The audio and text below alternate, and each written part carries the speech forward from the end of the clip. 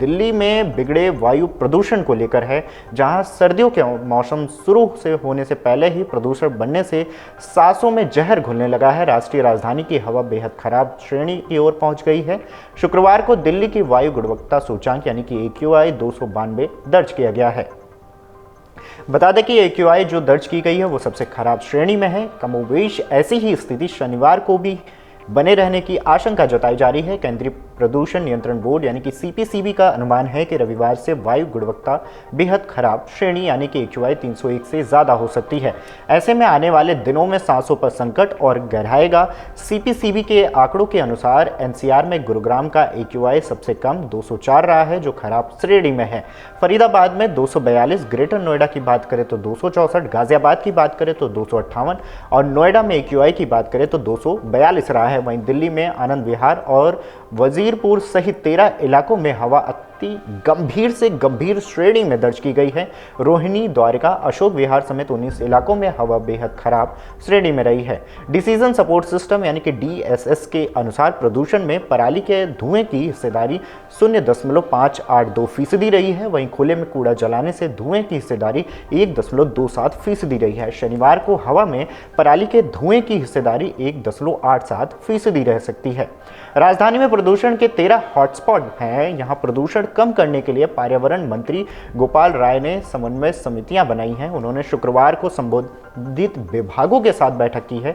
राय ने बताया कि धूल प्रदूषण कम करने के लिए राजधानी में 80 मोबाइल एंटी स्मॉग गन लगाई गई है। सभी MCD के DC को सभी संबंधित अधिकारियों के साथ हॉटस्पॉट का लगातार दौरा करने का भी निर्देश दिया गया है।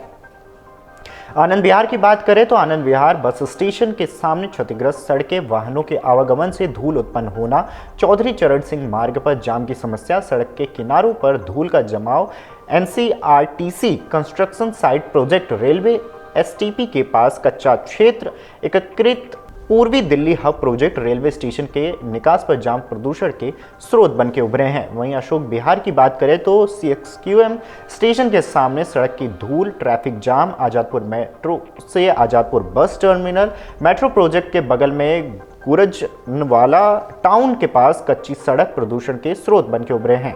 द्वारका की बात करें तो द्वारका में सड़क पर धूल, DDA ग्राउंड में कचरा और CNDD कचरे की अवैध डंपिंग प्रदूषण के स्रोत बन के उभरे हैं। मुंडका की बात करें तो यहाँ पे मॉनिटरिंग स्टेशन के पास शहरी विस्तार रोड 2 AQI 2 के निर्माण से भारी धूल उत्सर्जन, RMC प्लांट का संचालन, पास के दिल्ली रोहतक राजमार्ग पर कच्चे रास्ते और गड्ढों के कारण भारी मात्रा में धूल उड़ना, दिल्ली रोहतक राजमार्ग पर यातायात की मात्रा अधिक होने और मुंडका औद्योगिक क्षेत्र मेट्रो स्टेशन चौराहे के नीचे यातायात की भीड़ प्रदूषण के बढ़ने का बहुत बड़ा कारण सामने आया है।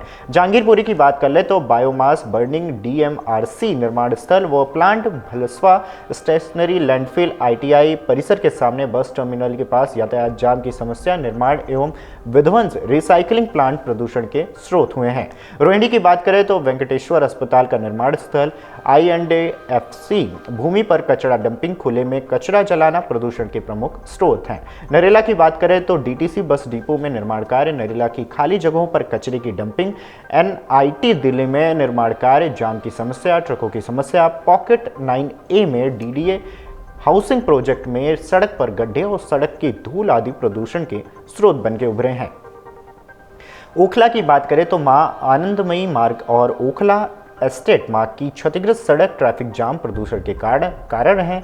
RK पुरम की बात करें तो जाम सड़कों पर गड्ढे, NBCC की निर्माण साइट प्रमुख स्रोत हैं। विवेक विहार की बात करें तो योजना विहार की सोसाइटियों में निर्माण कार्य और विध्वंस गतिविधि, B ब्लॉक झिलमिल में टूटी सड़कों के कारण सड़क पर धूल का उखड़ना, जाम आदि प्रदूषण के स्रोत बन के सामने आए हैं।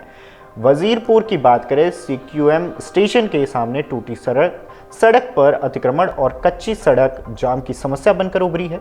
खुले में गार्बेज डंपिंग वायु प्रदूषण का भी स्रोत बनकर सामने आया है। बवाना की बात करें तो महर्षि वाल्मीकि अस्पताल के बाहर अवैध कूड़ा डंपिंग और अस्पताल के बाहर यातायात, पूट खुर्द रोड पर सड़क की धूल, दिल्ली औचंदी रोड के किनारे लोक निर्माण विभाग की सर्विस सड़कों पर CNDD कचरे की अवैध डंपिंग, निर्माणाधीन UER 2 और अपना घर आश्रम मोड़ तक के क्षेत्र में जाम प्रदूषण के स्रोत आए हैं।